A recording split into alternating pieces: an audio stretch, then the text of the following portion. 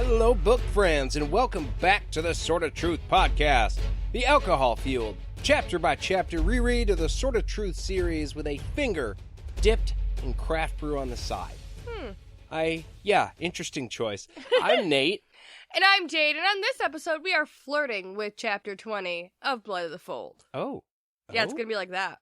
Hey, I don't know if you know this, but, I host a podcast. Yeah. Yeah. We're, people listen.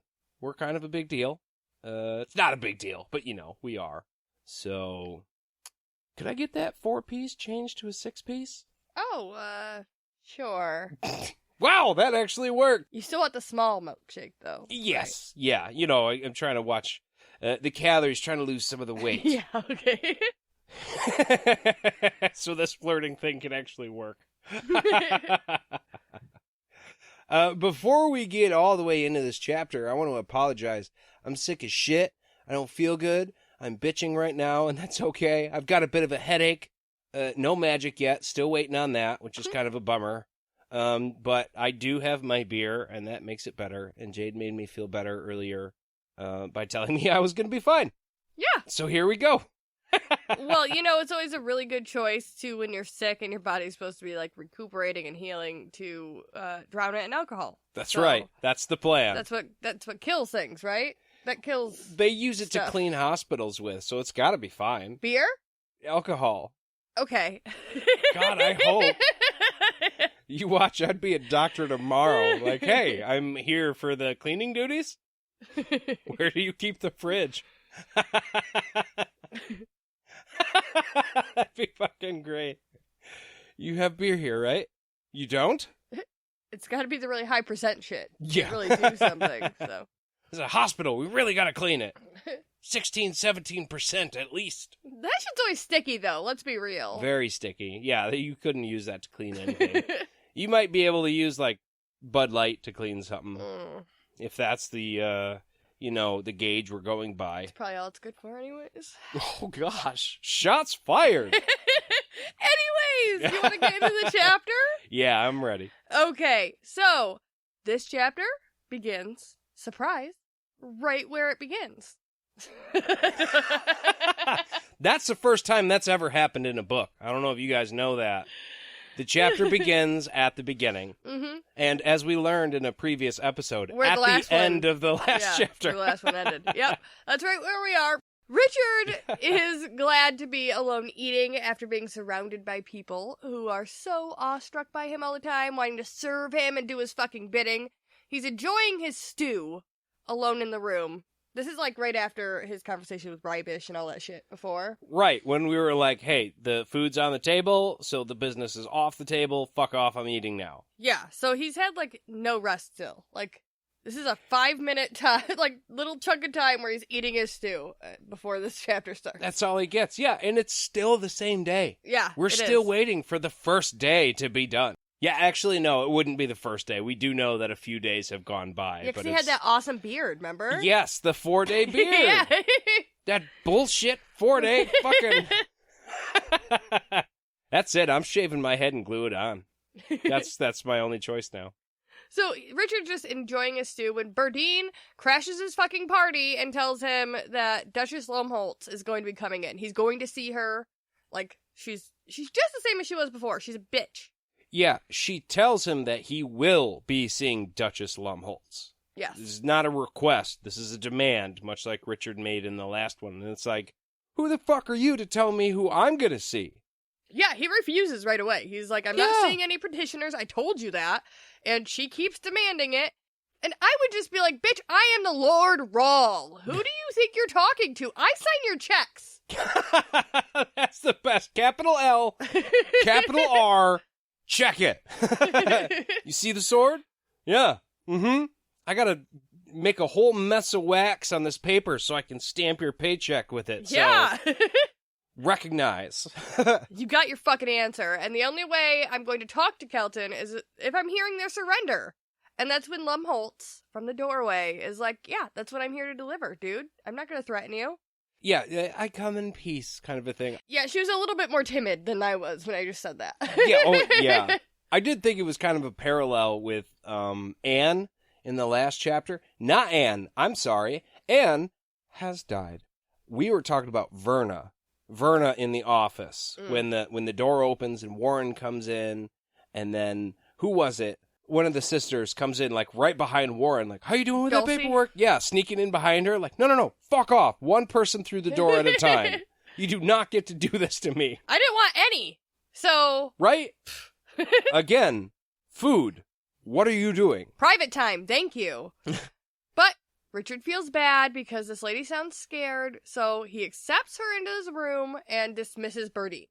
He immediately notices that this chick is hot. Like, hotter than he thought she was before, for sure.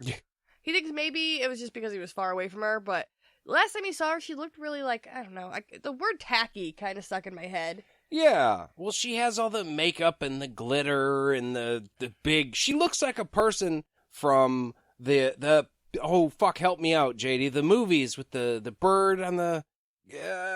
they fight, may the odds be ever in your favor. Hunger Games? Hunger Games! Yeah. Like all the people from the Capitol that are all super dressed up nice and crazy looking because that's fashion. But now, she's just wearing a nice, simple dress. Yeah, and her makeup doesn't seem like she's all like, It's not you know, clown like she paint. wasn't slapped in the face with it. Yeah, she Right. looks very simple and elegant, and she's wearing that sexy little dress, and Richard's like, damn! Didn't notice that before. And so he feels shitty about how he spoke to her before in the council chamber, you know, when he was like, hey, you a heretic, or are you just accusing somebody of being one? Right. And he tells her that he knows she was just trying to warn him about Brogan. And at his name, she makes like a weird face that's like almost like she's scared of him. At Brogan's name. Yes. Yeah, she did not like the mention of that at all. But that goes real quick, and she apologizes right back for speaking to him in that way. We're being super nice to each other right now. I also thought it was interesting how Richard did notice the face change when Brogan came up. Yeah. He registers the fear, and then the fear goes away, and... Well, he does this quite a few times in this chapter, but he just kind of glazes over it. Like, yeah, it's fine. It's fine. Let's move on, shall we? Yeah, and I mean, we've already gotten into a little bit of weird territory in this chapter, just because, like, he's accepted her into his room when he's late at night, when he's promised not to see anybody, and, yeah, not Richard behavior so far. Right, he's already off. She calls him gallant, and he fucking blushes. Like, it's not even a super great compliment. She's like, oh, you're a gentleman. And he's like, oh, yeah. Yeah, I'm a gentleman. Then he starts imagining kissing her face, and it almost hurts to look away from her face. And his spidey sense in the back of his head is tingling, but he's ignoring the fuck out of it. Yeah, it makes very clear right off the bat, right, that this weird thing that probably shouldn't be happening is happening. Yes. It also makes very clear that Richard is totally aware that this weird thing is happening, that shouldn't be happening, and he is ignoring it. And it's only compounded by the fact that now his spidey sense, his magic, is like, yo, dude, something's wrong. And he's like, yeah, no, it's fine. Let's just hear what the lady has to say. You know she wore the silk, after all. I was going to say, you know what he might be picking up on is that in that silk dress, he can only see one nipple. Oh, God. Like, silk is, like, super unforgiving in that aspect. So he's probably like, her tits look a little weird, but I don't know why. He keeps glancing down like, what is off here? Yeah. No. Look at her face. Look at her face. Seriously, though. That's weird, right? Am I missing something? Because we know this bitch got it hacked off. Right. So... She is for sure, and yeah, that's right. We haven't mentioned this yet. Yeah. She's missing a nipple, and we know that there is a spell on her of some kind. We don't exactly know what, but we're assuming it has something to do with Richard's reaction to her. Yeah. But yeah, the that's great. He just keeps looking down like, no. Be a gentleman. Focus. We're gallant after all. All the while. But maybe just, never mind. All the while that they're talking, she's complimenting the fuck out of him. She's just chucking compliments at him left and right, and Richard is eating them all up. She mentions his betrothed, and he doesn't know who she's talking about. Even after she reminds him who she is, he doesn't even think Kaylin's name. Like, it's not even a thought in his head. He's like, oh. Yeah, because the way she brings it up, she brings up the Queen of Gallia. Mm-hmm. And I don't know, like, she obviously doesn't know that it's Kaylin. Right. Okay? Because Kaelin, quote unquote, doesn't exist right now. But when she's like, you're gonna marry the Queen of Gallia, and he's like, what? Oh yeah. And that's all the reaction he gets. Yeah. Like, what the fuck? Where's your violent love for this woman? Like, no, you're trying to be sexy time. Get the fuck out of here. Yeah, he immediately changes the subject. Instead of, like, you know, he's got warning signs in the back of his head that he's ignoring, and there's not even one little part of his brain so far that's firing and going, why am I not thinking about the person I love so much at all? Like, not even a little bit. But, like I said, he changes the subject. It's not even a thought. He's like, hey, I'm sorry about your husband. That's a sad thing. But she takes this opportunity to divulge to Richard that her husband was a giant piece of shit who slept around on her and beat her, so don't feel too bad. I was kind of amazed because I figured, like, a woman like this would try to use the death of a husband to her every advantage. Instead of being somebody who says, oh yeah, he was a fuck all anyway. Nobody's gonna miss him, me least of all, so don't even worry about it. No, I think it's adding an extra layer of sympathy. Like, you feel bad for her because she lost her husband. She lost, like, the steadiness of having a man, especially one of higher stature or whatever, possibly love. Now we find out there wasn't love. Right. So Yeah, now that's true. There's no grieving widow, so she can feel free to hook up with whoever she wants without You were looking like just a whore. about to say fuck. Yeah. But on top of that, she lost her husband. You still have to feel bad for her, even though she didn't love him, because that's still a big deal. And he was a piece of shit, so you feel double bad for her. And now that's true. Now she's available. Yeah, now she's freed up. And not sad. She does, I did kind of glance over that. She does say that, like, he sleeps around on her, he hits her, essentially beats her. Yeah. And, like, yeah, then you immediately line up with her, like, oh, yeah, then you don't feel bad for him getting killed. Yeah.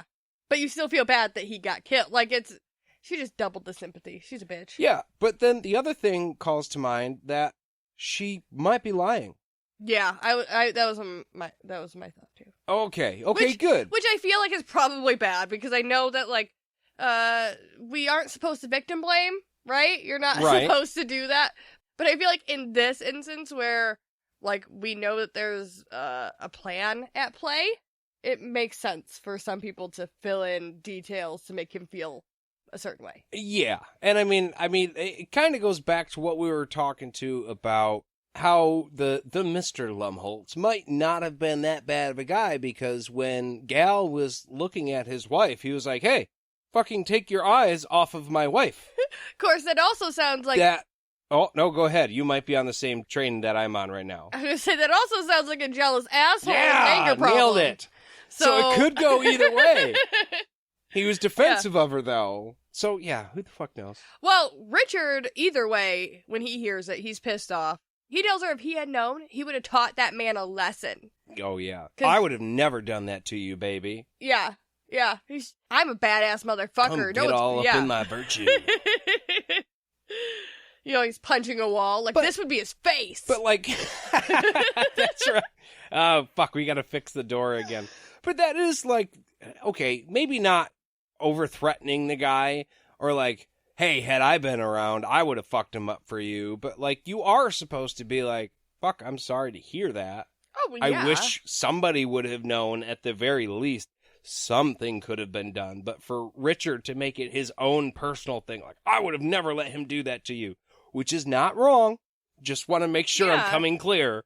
I would have probably had the same type of threat as Richard, but I wouldn't have made it my own personal mission. Like, I would have taught your husband a lesson. I would have been like, I'll get a group of the boys together and we'll straighten him right the fuck out. Yeah, no. But I'm not going to be your hero. I have a wife. His immediate anger is, like, thinking of her. You know, it's not the abstract idea of a man hitting a woman and how that's fucking wrong. It's like picturing her being hurt is what's making him mad. Exactly. It's not that a human is doing that to another human. Yeah. It's this wonderful, beautiful creature in the silk dress. That I just met. Met again for the first time, Yeah. kinda. Yeah. It's weird. There's weirdness. But she explains